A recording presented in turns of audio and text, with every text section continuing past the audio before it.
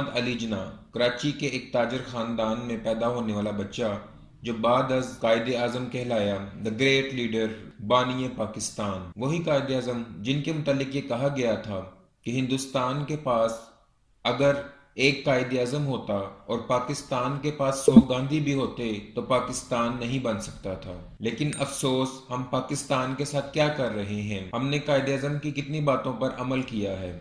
ہم میں سے بہت سے تو وہ لوگ ہیں جنہیں پتہ ہی نہیں کہ 25 دسمبر کو کیا ہوا تھا یا 25 دسمبر کس لیے منایا جاتا ہے۔ ہمارے ہاں تو ایک بہت بڑا طبقہ وہ ہے جس کو پتہ ہی نہیں کہ 25 دسمبر یوم ولادت قائد ہے تو عمل کیا کرے گا، اور جن کو پتہ بھی ہے وہ اس کو زیادہ اہمیت نہیں دیتے اور اپنے اپنے کام میں مشغول رہتے ہیں۔ ہم نے شاید بچوں کو وطن کی محبت دی ہی نہیں اور نہ ہی وطن کے بنانے والوں کی محبت دی۔ اگر کسی سے پوچھا جائے کہ آپ کا ہیرو کون ہے تو شاید ہی کوئی کہے کہ میرا ہیرو محمد علی جناح ہے اور میں قائد اعظم بننا چاہتا ہوں۔ وطن سے محبت ایمان کا بھی حصہ ہے۔ نبی پاک جب مکہ سے ہجرت کر جانے لگے تو انہوں نے جاتے وقت مکہ کی طرف دیکھا اور کہا کہ اے مکہ، مجھے تجھ سے بہت محبت ہے لیکن مجھے یہاں رہنے نہیں دیا جا رہا، اور وہ اس بات پر بہت افسردہ ہوئے۔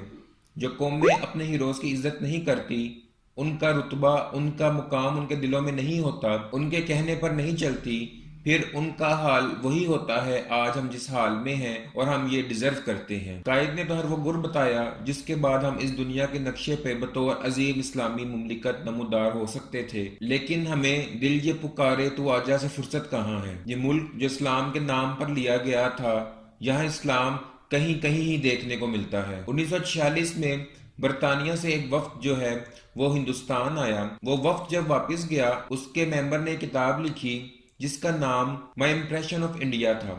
اس کتاب میں وہ لکھتا ہے کہ Mr Jinnah is the sword of Islam. Mr Jinnah جو ہیں وہ اسلام کی تلوار ہیں، لیکن ساتھ ہی ساتھ وہ اپنی کتاب میں یہ بات بھی لکھتا ہے کہ یہ تلوار جو ہے وہ غلط میان میں ہے۔ ان کے آس پاس کے لوگ نہ قدرے اور بے وفا ہیں، وہ ان کا ساتھ نہیں دیں گے۔ پاکستان بننے کے بعد قائد اعظم شدید علیل ہو گئے۔ وہ اپنے آخری ایام میں تھے۔ جو ڈاکٹر ان کی خدمت پر مامور تھا، ان کا علاج کر رہا تھا، وہ اپنی کتاب میں لکھتا ہے کہ قائد اعظم کا کہنا تھا کہ جب کہ اب پاکستان بن چکا ہے، بہت مطمئن ہوں، اور یہ میرے اکیلے کی کاوش نہیں تھی۔ اکیلا میں پاکستان نہیں بنا سکتا تھا۔ یقینی طور پہ اس میں نبی اکرم صلی اللہ علیہ وسلم کا روحانی فیض شامل ہے، اور پاکستان تو بننا ہی تھا۔ اب جب کہ پاکستان بن چکا ہے تو یہ پاکستانیوں پر منحصر ہے کہ وہ اسے خلافت راشدیہ جیسا نمونہ بنائے تاکہ اللہ اپنا وعدہ پورا کر سکے اور مسلمانوں کو اس دنیا کی حاکمیت عطا کرے۔ اگر پاکستان میں خلافت راشدیہ کا نظام قائم کر دیا جائے تو اس کو عظیم اسلامی مملکت بننے سے کوئی نہیں روک سکتا جس کی پوری دنیا پہ بادشاہی ہوگی۔ پاکستان میں سبھی کچھ تو ہے، سمندر ہیں، دریا ہیں، پہاڑ ہیں، معدنی ذخائر سے مالا مال ہے۔